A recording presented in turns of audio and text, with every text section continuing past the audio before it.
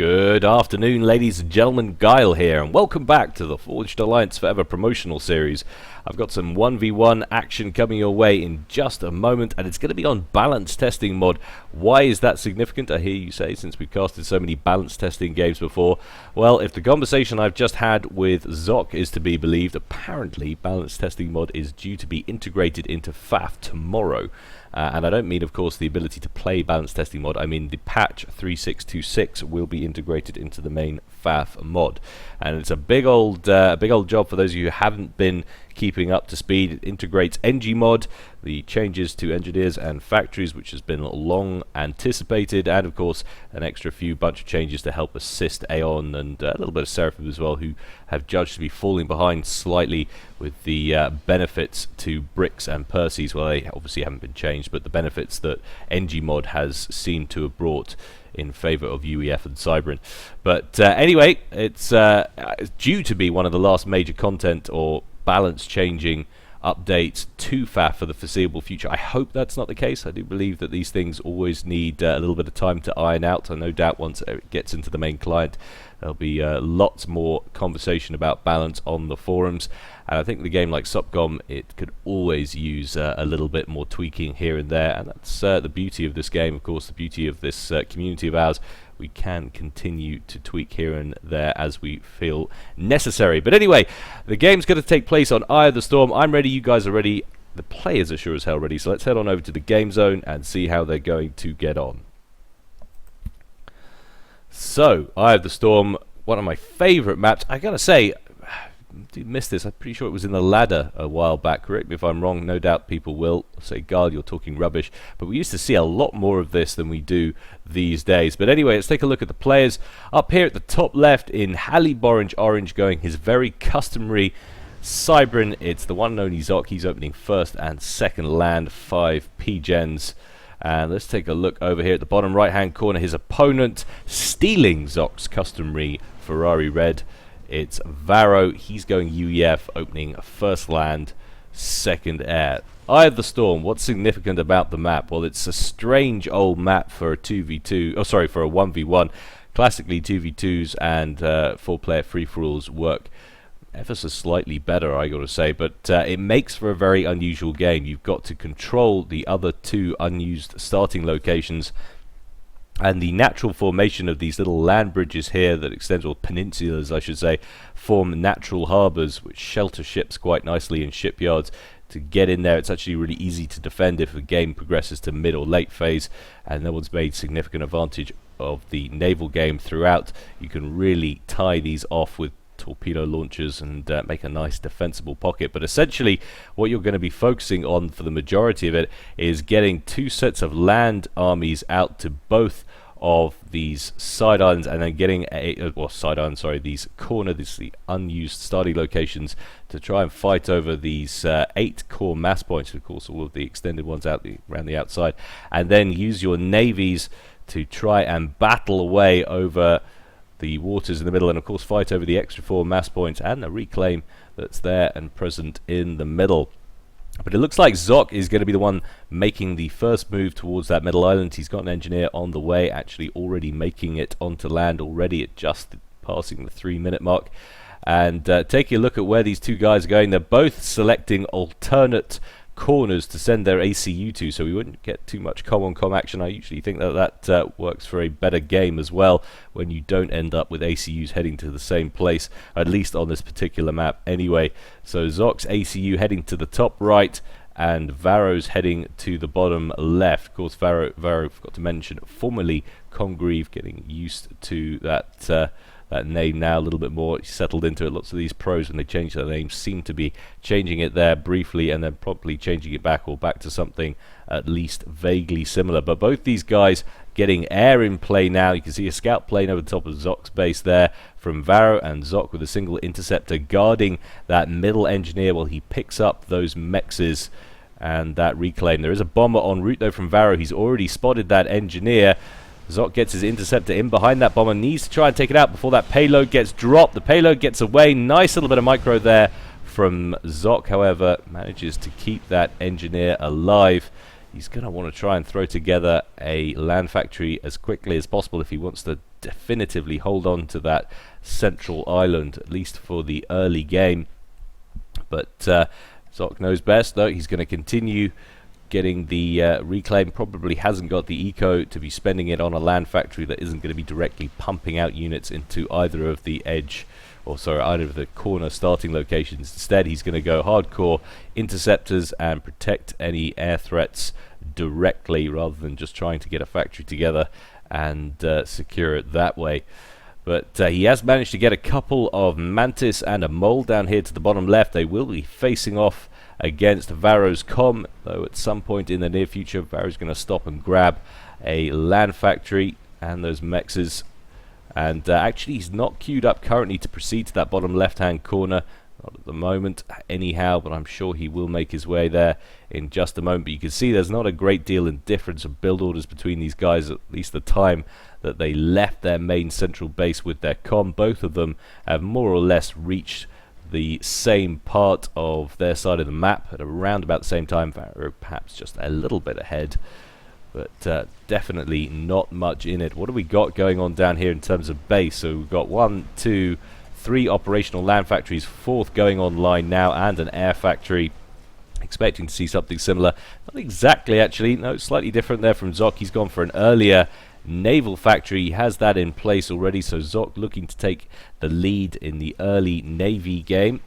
Always useful, of course, to get those early submarines out, slivers in the case of Cybrin for Zock, and can send them over to Varro's side of the map and try and pick off any engineers as they work on getting together those naval factories. But a nice little drop there from Zock as well, airlifting a bunch of engineers, and he's really looking to secure and lock down this bottom left hand corner, immediately spamming together a couple of auto guns there, some PD to protect that bottom left hand corner from the advances of Varro. But Varro has also got some defenses in place up there at the top right. Zock making a move there now with his commander, might just be there in time if he can get his commander in there to take out the build capacity and that plasma cannon. Could potentially deny this top right hand corner. Doesn't want to shed too many hit points though too early on. Remember, just 7 minutes gone in this game. Having said that, he's not due to be facing off against Varro's comm anytime soon. Varro's still yet to initiate a naval factory. You can see it's queued up there, engineers on the way. There is already a Trident in the water though for Zock, and that's heading to, one's just entering the harbour area now, and that can knock out those 2 units of build capacity very efficiently indeed. Doesn't want to stop here and end up pointlessly firing on the factory while it's being constructed. He's to take out the 2 engineers, especially this back one that's currently working on a T1 torpedo launcher. I suggest that that's very unlikely he's going to get that finished, but Zock's attention is elsewhere, and he's just going to sit there and allow that very cheeky little UEF engineer to get reclaiming on that Trident. But now that that's gone down, a little bit of auto target selection will kick in. I think that's a nice little deny there from Zock, who's already got the naval factory headquarters in place. So that's going to be a really significant advantage for Zock, and this is really nice from Zock. If we slow this right down, take a look at the lay of the land. Zock has secured the bottom left hand corner, and he's forced a partial deny at the top right. He hasn't secured it yet. He's having some issues with a couple of Lobos that have advanced and taken out that forward auto gun. And of course he's still got this land factory up here, and he doesn't want to encroach on that with his ACU at the moment. There are a couple of PD in place, but if he's going to take that out, he wants to get on that ASAP. But there is another drop coming in from Zock, a couple of engineers on board again, and I think a couple of Medusas as well, which will be really helpful to help take out those PD. He's also got the middle, and he's got control or dominance in the water at the moment. There is no naval factory in place anywhere from Varro. If he's going to get one built, he's not going to be able to do it in his main harbour area while these 2 frigates are camping there at the moment. We've already got a Mermaid out, first ship off the conveyor belt there for Zock. Looks like he's building a second as well. Excellent units for misdirection. counterintelligence boats. That's of course what Cyberin's all about. But Varro has grabbed the T2 engineering suite on the comm. He's throwing together a triad. Wants to try and creep PD into this base, I suggest. Zock has cottoned onto this though and is now advancing onwards. That triad gets finished, but is probably not going to be able to stand up too well to all this Mantis, especially not with Medusa's fire. EMP blast crippling it and reducing its fire effectiveness quite considerably. But Zock pouring towards yet another triad further back, and Varro's commander, that PD back there, firing hopelessly into the ground, not really offering any great advantage or assistance there at all.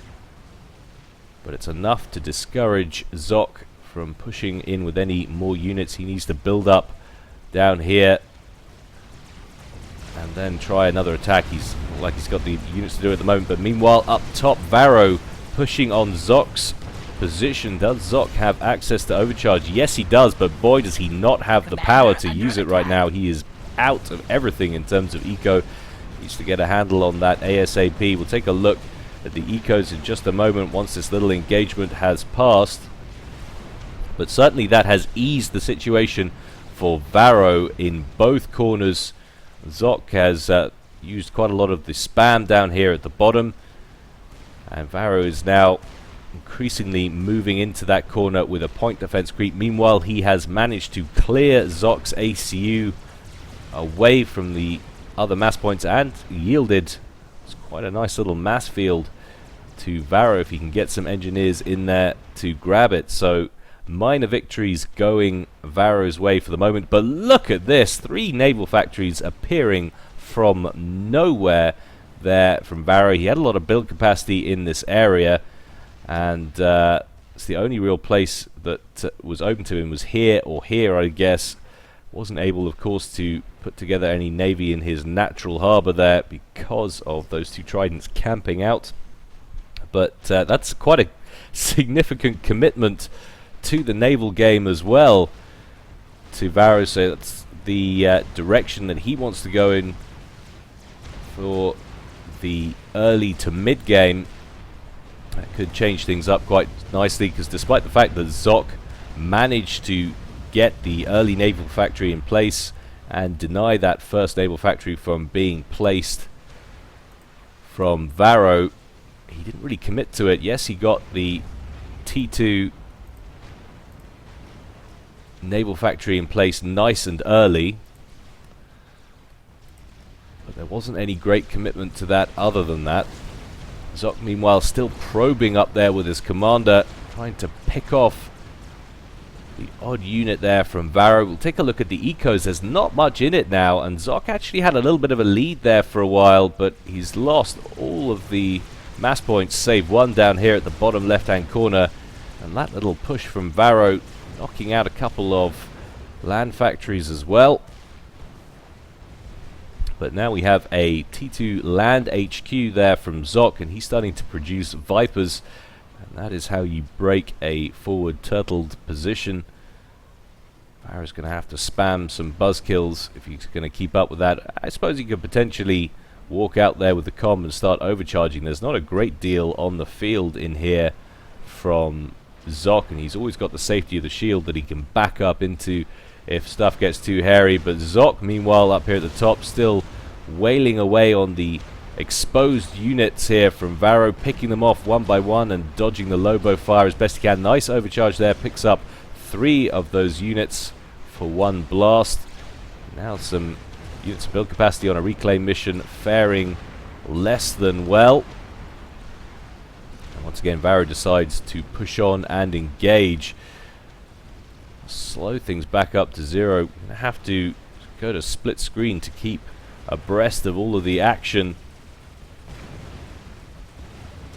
And indeed, Varro looking to extend the coverage of this base in the bottom left-hand corner. Seems to be pushing forward with buzzkills initially to counteract these Viper missiles, but a forward Cerberus turret has range on it and is going to start wailing away, and that gets taken out. Varro's going to have to get shields in place first, I think, if he wants to creep this base into the corner.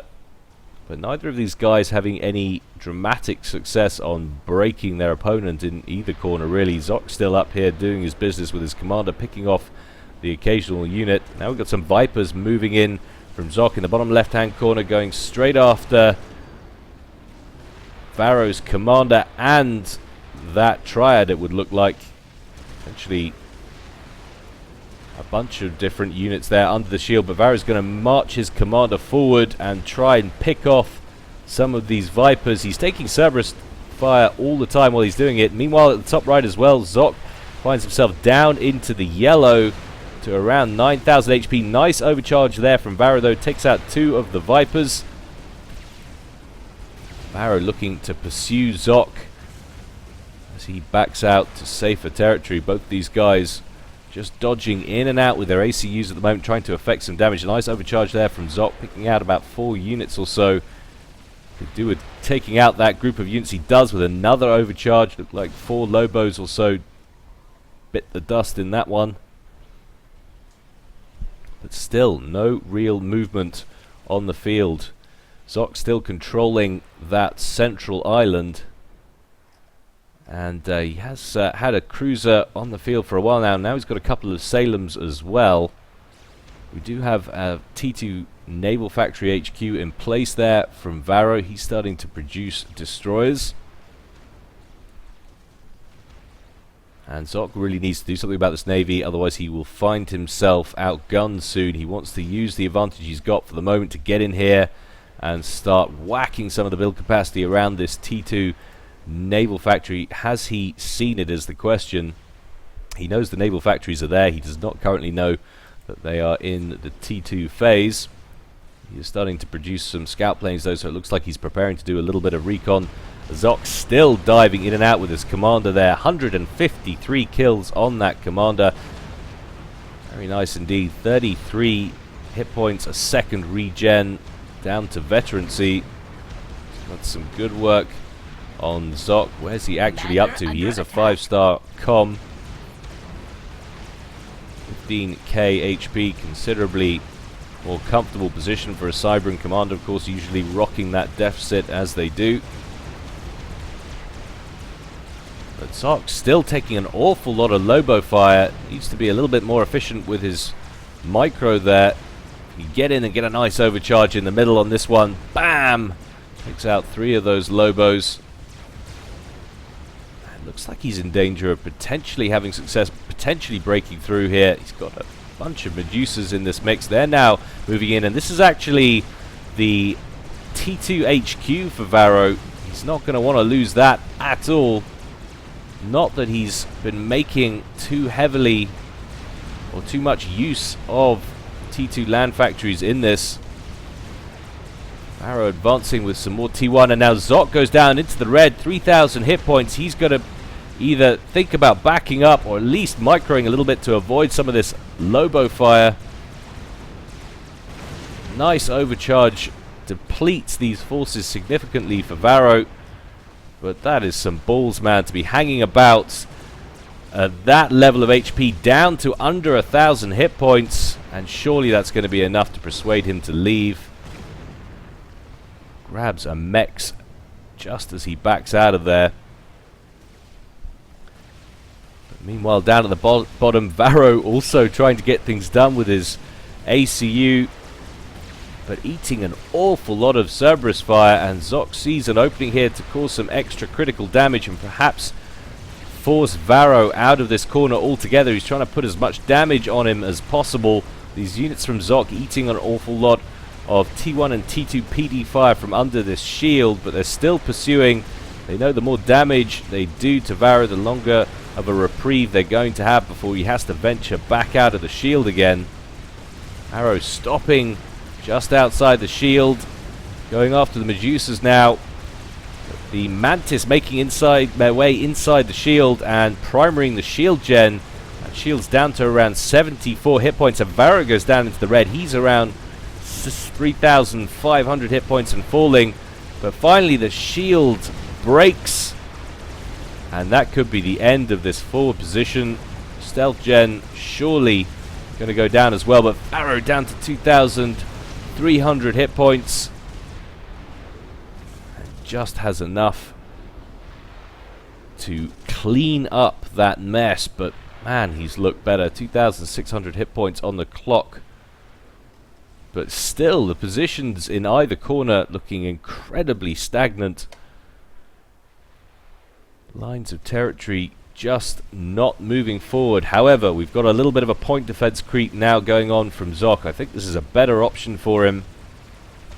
And that T2 Land Factory HQ now in range of those Cerberus turrets. How's that going to affect things? He has got a regular T2 Land Factory down here, and he's been producing flapjacks out of it. So that will, at least for the moment, prevent Varro from adding any more mobile missile launchers to this pile. And that will be a welcome sight for Zock, because he really doesn't have very much left up here now. The Cerberus turrets have been taken out by those flapjacks. He's trying to get together a shield to protect this position, but it's looking a little bit weak down there from Zock, despite the success he just had against Varro's commander. And what is going to cause Zock major problems is this T2 Navy. We now have governors on the field, cruisers, and they're protected by a bulwark shield. It's going to make life very difficult indeed for Zock, and those governors, or that governor, can just sit here going after that central island and its mass points to its heart's content without any real fear of reprisals at the moment.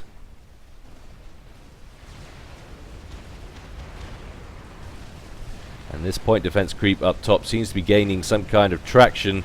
Varro's trying to spam together, or build I should say rather than spam, some PD of his own, but a nice little wave of bombers coming in, coupled with some Viper fire from way back there, is making life awfully difficult for Varro up here. I don't think he's going to be able to get that completed. Bombers now going after the pillars stationed nearby. There's quite a significant wave of bombers coming in on all these ground units, and that is surely going to be a grab there from Zock. While he still holds the initiative, he's not conquered the bottom, but he's prevented Varro from taking it, even though his commander is situated down there. And that, for the moment at least, is a win. The longer Zock could hold on to this top base, if he manages to take it and deny Varro from grabbing the bottom left, will definitely play into his favor. However, mass-wise, Varro's actually ahead. He's been doing a lot better on the eco side. The upgrades, take a look at the reclaim. 15,000 mass has gone into Varro's coffers through reclaim. Zock, on the other hand, half that, 7,300, and he's still having significant power issues at the moment. You can see him queuing up a T2 PGen up here at the top. That's a bold move. He hasn't quite secured it yet, but I guess it's now on the cards. Factories dropping one by one, and that's a bad place to land your planes, Varro. Naughty Varro. Your insurance premium will go through the roof. Finally seeing what happens, takes off, but I think they ate a whole round of Medusa fire right at the end there. Oh my god. And what was quite a hardy group of interceptors just got reduced by a significant amount by getting them landed in very unfortunate territory indeed. But Zock really needs to work on his navy. This is looking unacceptable now for him. It's as the number of ships increases bit by bit as this game goes on for Varro. Zock not increasing at the same rate or anywhere near it, still operating off the same number of ships effectively he was a moment ago, and it's all stemming from his economic problems at the moment, his power issues he's been having. You can see now that he's got a handle on his power issues, the mass has evened up slightly between these two guys. But look at this, Zock now moving in to take these mass points. He's got access to all of this reclaim now that's been littered on the field, placed up here over the last few moments, the last few minutes in this game from that battle in the top right hand corner. Meanwhile, still managing to hold Varro at bay at the bottom left. And Zock having to spam zappers to keep up with torrent of flapjack fire that's coming in on this forward position.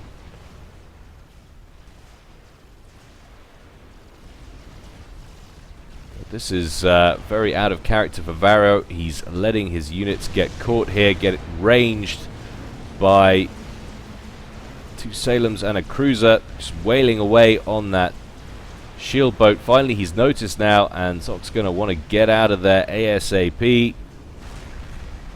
That's a nice snag from Zock, picking up a shield boat in the mix as well, and now continuing to push down the eastern edge of the map. And if you could get in here and start whacking some of this build capacity around these naval yards, that might go some way to alleviating the pressure that he's about to be facing in the sea. And things are actually starting to look pretty darn good for Zock right now. He's not running away with it by any stretch of the imagination, but he has grabbed the top right. He's still denying the bottom left, and that's not looking like it's about to be broken. Although that is a lot of flapjacks on the field. It's a lot of mobile missile launchers.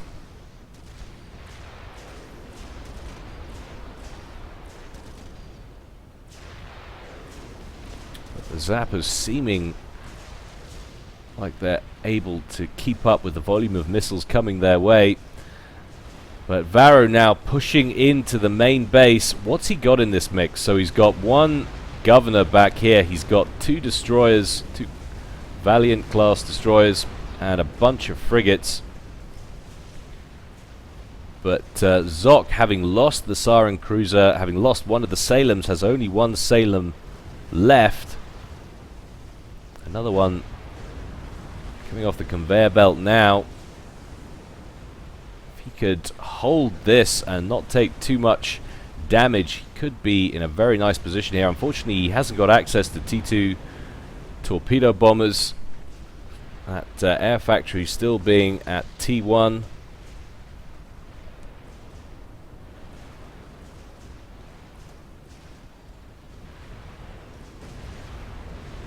And he's starting to throw together some T1 torpedo launchers at various locations. Got 1 Medusa on the shoreline temporarily knocking out these Thunderheads, which are currently just going after the build capacity, but a nice reclaim job there from Zock. Takes 1 of them out of commission at least. And now it's essentially just the 2 destroyers and the cruiser in this mix, but there are reinforcements incoming. A Cooper, a torpedo boat, and another governor and 2 frigates.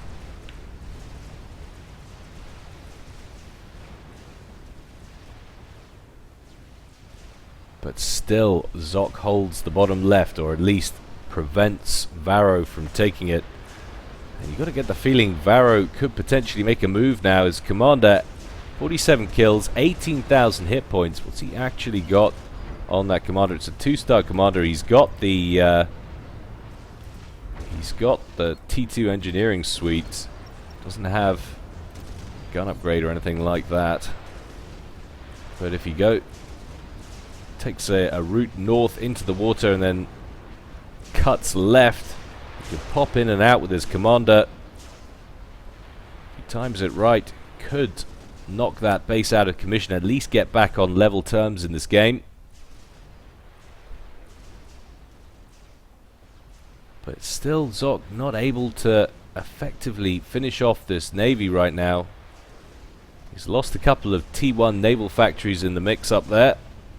He's trying to replace those as we speak. He's getting a decent amount of reclaim off those naval wrecks. Let's just take a look at how the reclaim figures have changed since we last checked. Zock now back up to the same amount Varro was. We last checked 15,000. Varro having only improved it by about 2,000. So Zock having caught up considerably since the last time we checked. But now this could be doom finally for the little base of Zock's in the bottom left hand corner. He's got governor fire that's coming in to contend with, or at least he will have. Currently the governor's going after these Wagners.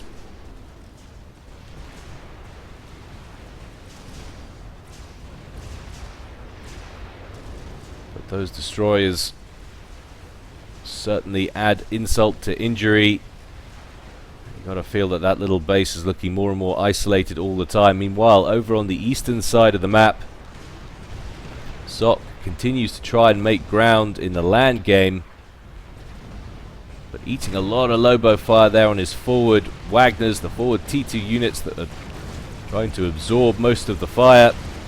Definitely not how he wants to play it, but we're seeing some Riptides come in now from Varro as well. So finally the emergence of some T2 land on the field to help defend this land bridge heading up the eastern edge of the map. But look at this forward shield buckling under the pressure.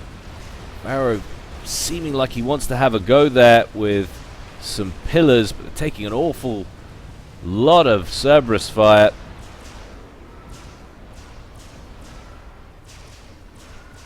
And still Zock holds. Varro deciding instead to move off again with that naval fleet, not wanting to use it all up, I guess. Use its time just to knock out that one base. He wants to take it elsewhere where he can affect more damage quicker. We are seeing, though, some T2 air on the field from Zock. Some renegades. If you get those renegades down here and knock out this build capacity, he should be laughing. That's a lot of interceptors out as well for Zock, so he should be able to keep these renegades alive and in good shape. But still, no real divergence in the amount of mass income between these two players, sticking to one another very closely indeed. Zock finally looking healthier in the power game. Little power hub here at this retaken northeastern base. Look at this, finally the renegades come to annihilate the build capacity, and they've got great AoE, of course. Look at that mass engineered genocide.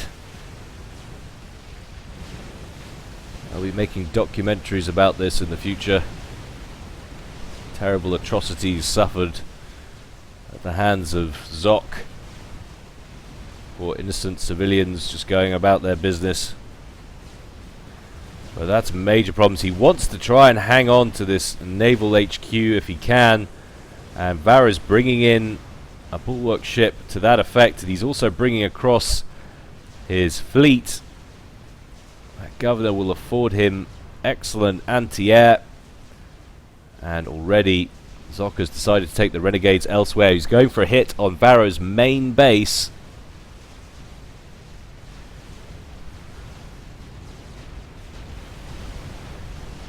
Going straight after the skyboxes that are currently being mass produced out of that T2 land factory from Varro. Picking up odd units of build capacity as and where he can.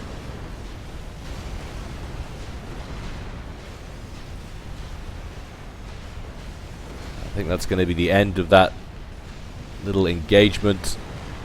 Little group of renegades, but they've done a considerably impressive job, taking out a bunch of build capacity in here, and they've taken out lots of build capacity surrounding that T2 naval factory.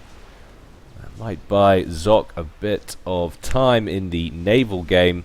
He's still not committing to it hardcore, though. He seems to be more concerned with air at the moment. If he can get more gunships on the field, he's certainly got the interceptors to protect them. He can start grabbing all of these kind of exposed mass points that Eye of the Storm forces you to attain. It's nigh on impossible to protect them all unless you're using mobile defensive strategy, i.e. mass fighters or interceptors. And still the mobile missile launcher war continues down in the bottom left hand corner. You've got to be impressed with how well Zock has held out in this bottom left hand corner and prevented Varro from nabbing those mass points, but Varro, like I say, he's down a corner. Zock has the control up here, but he hasn't let Zock get away from him in terms of mass. And actually, this is looking rather frightful for Zock right now if he wants to hold on to this top right-hand corner. It's a lot of units traversing the land bridge for Varro. Looking mostly out-teched. There are a handful of Riptides in there, coupled with a horde of T1, and that's just a little too much for those Wagners to be able to contend with. Renegades and Corsairs turn up to help add a little extra damage. But this fleet still looking dangerous. And he gets it in here. He could potentially wipe out this advantage for Zock, who just generally looks less developed around the field. There's more stuff. I know that doesn't mean anything necessarily when push comes to shove, but there's more stuff about the map for Varro. Zock looking very much more bare bones.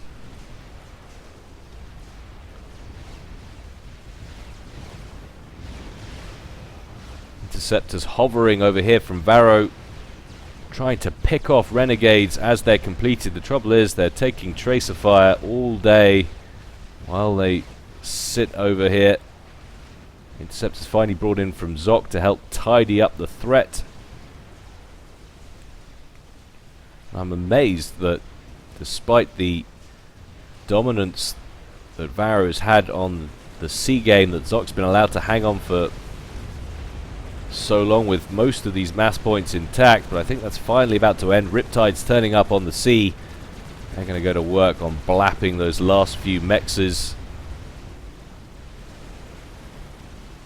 But now, a little bit of a naval encounter. Bulwark shield has run out of power, or it has been depleted, I should say. But it's not going to matter. What naval units Zock had have been outgunned significantly by these Coopers and by these Valiants, and this could be a real problem now. Corsairs flying overhead from Zock, taking a lot of fire from these cruisers, but if this navy comes in here and starts whacking these naval facilities, that threatens Zock's starting base, could be a major issue. But Zock, having migrated all the way down to the bottom left hand corner of the map, has now forced Varro back. He's about to lose this T2 factory. It's not the HQ. Goodness me. So all the time I've been waiting for Varro to take that bottom left hand corner, and he never seems to manage it. Zock turns up with his ACU and forces Varro back, and it's going to be a little bit of a territory trade going on now. I think Varro has parked his fleet firmly in the harbour area of Zock's starting location and is taking out all of these naval factories. That loss of the naval HQ will be a blow. But what will hurt even more is the stinging range from these cruisers. Now that they're able to go after all of this build capacity, shut down some of the assistance that air factory is getting. Wave of Corsairs patrolling, probably looking for Varro's comm, which made it safely into the water. So very unusual game this. Zock having yielded complete control of the sea to Varro, but still commanding the interest on land and sea, at least for the moment. Corsairs have parked themselves firmly over the top of Varro's base there. There are shield gens starting to emerge, protecting key structures, those T2 power plants. But this has got to concern Varro. Zock continues to push. What's he got on that commander, I wonder? He's got the personal stealth generator. He's got the gun upgrade, and he's got the nanite torpedo launcher, so that's also going to be a dangerous commander to ships, and I can see why he's grabbed that. You think of the threat issues that Varro's been facing, and once again Varro unable to leave his navy anywhere to finish off a base, but it doesn't matter for the moment. He's got Riptides to finish off the job. At least I think he has. Zock's trying to throw together some point defense as quickly as he can, gets one auto gun online and is now starting to work on some Cerberus turrets, but those Riptides moving south, I think Zock's going to need more than that to be able to hold that off. We're now getting contact between these two armies at the bottom. Zock hovering overhead with his interceptors that have now more or less all run out of fuel, but presents a nice flat face to oncoming units from Varro. Varro suffers heavy losses as a result, especially since that commander's in the mix as well. Beautiful overcharge there, grabbing about 5 units out of the mix, going straight after the pillars, taking them out of commission first, as well he should. But he doesn't have a lot of units on the field. Get the feeling that this is reactionary. He wants to try and cripple Varro now. Senses the issue. Nice overcharge from the edge of the shore there from Zock, grabbing one of the units, one of the naval units, probably a destroyer. It looked a little bit like it from the size and shape of the icon there. Nice overcharge, finishing off the last of these units, but Zock hasn't got a great deal of backup. Varro spamming together T1 point defense as best he can. Wants to keep Zock out, has to keep Zock out. Zock gets into the main base. Any advantage he's gotten in the sea will be wiped out. But this is not looking good. Somehow Varro has really pushed. The eco is still more or less the same, but in terms of map control, Zock's ACU isolated down here at the bottom right, under 9,000 HP, overcharging units where he can. But this bottom left-hand base now under threat, having so successfully grabbed this territory, is now under threat from 3 destroyers who are just bombarding it at their leisure, and there's very little Zock can do about it. He doesn't have any naval factories on the field. And these Riptides, having carved their way through Zock's base, very little left up here. He's got a few units of build capacity up here at the top. One very heavily damaged land factory. Trying to grab the mexes as where he can, and it's a good thing he has got those units still there, because those Riptides are actually moving off. But Zock's ACU taking on Varro's fleet solo. Of course, the torpedo launcher on that commander is incredible. Huge amounts of damage. Needs to take out that Cooper. But that shouldn't be too difficult for him at all. Indeed he does, and now it's Varro's fleet that's looking a little bit impotent, but of course he's got to be worrying all the time about the emergence of torpedo bombers. He won't be able to do anything about that. He's lost a lot of those interceptors.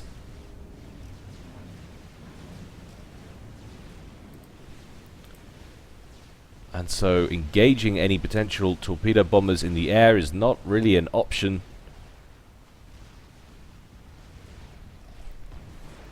But for the moment, Zock's still able to force that fleet away, and for the moment Varro focusing firmly on the production of Coopers to try and deal with this commander of Zock's and that torpedo launcher he's got. To give you an idea, the nanite torpedo launcher does 250 DPS. It's pretty significant. taking that up against the Cooper, which does 96 DPS, so more damage output from Zock's comm than 2.5 Coopers, but there are now 3 on the tables there. Of course, 1750 HP versus the best part of 11,000. That's quite a significant difference.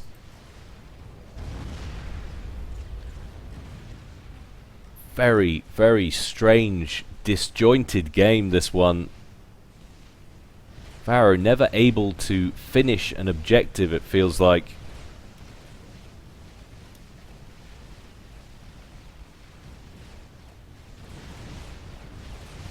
But I think the longer this goes on, the smaller Zock's chances become of being able to emerge with a victory. The lack of sea units has really hurt him in this one. Varro now has total dominance of the waters. He can park cruisers everywhere, which means air power is nigh on useless, but Zock doesn't have the ability to get back into the air game anyway. He's got virtually no build capacity anyway. He's got a bunch of factories, but the amount of engineers on the field are thin, to say the least, and where he does have engineers, they're not really in the right place. Varro having nice, solid power bases.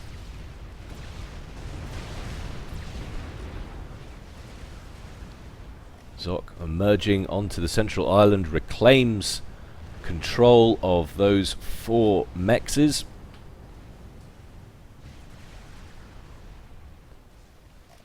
And seems to look like he's going to push on back up here to try and fend off these ships and prevent them from destroying this top right base completely. Still producing renegades, but just one pass from the governor there costs him dearly. A few interceptors come in to follow up the job, and down they go. Zock unable to get any traction anywhere at the moment. And what happened to those Coopers is the question. They've been hiding over here on the western edge of the map, and that's an awful lot of torpedo boats. And we've also got Storks, torpedo bombers in the air from Varro, and you can see the damage that they apply to Zock. He immediately drops from full health down to around 12,000 hit points. That was in one pass, and now we've got the Coopers coming in as well, and I think that's probably going to be game.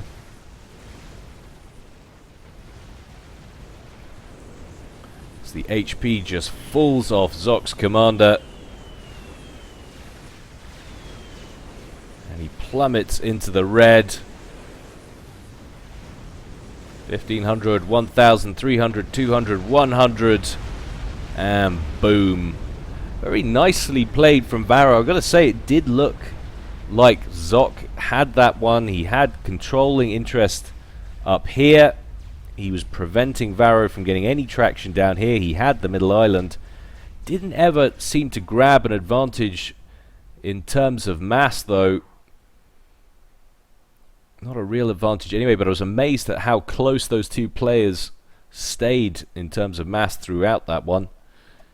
But, yeah, did not get a handle on the naval game, and that's what killed him in the long run. Eye of the Storm, such thin land bridges, the base is so very close to the water that if you get control of the sea, it's incredibly difficult to come back from. Anyway, guys, I hope you enjoyed that one. I certainly did. As always, more to come from me in the future. In the meantime, stay well and stay safe. This is Gyle, signing out.